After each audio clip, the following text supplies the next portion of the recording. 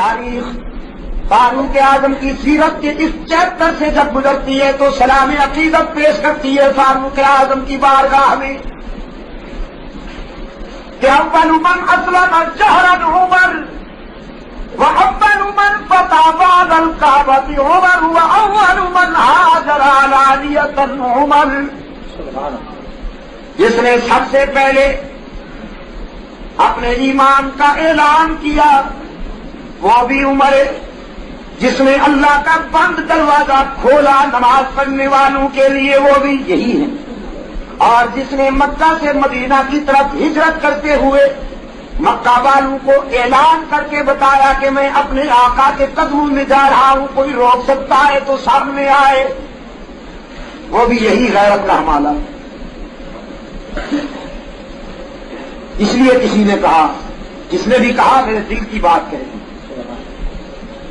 کہ عمر حدیث شجاعت حکایت شمشیر, عمر حدیث شجاعت حکایت شمشیر, عمر فسانہ غزوات قصہ توقیر, عمر وقار قیادت, عمر شکوہ جہاد, عمر مجاہد بے باک بندہ آزاد, عمر بشارت شوکت, عمر نوید ظفر, عمر کے پاؤں تلے تخت کسرا و قیصر, عمر قبول, عمر قابلہ, عمر مقبول, عمر دعائے پیغمبر, عمر مراد رسول. نعرہ تکبیر, نعرہ پیغمبر, نعرہ پیغمبر, فاروق اعظم. یہی ہیں کہ جس کے عزم کے آگے قضائیں کانپ جاتی ہیں, یہی ہیں کہ جس کی ایک جنبش سے فضائیں کانپ جاتی ہیں, وہ یہی ہے کہ جس کی چشم خشم آلود کی ایک برق پاشی سے جفاکاران عالم کی جفائیں کانپ جاتی ہیں. عزیز دوستو,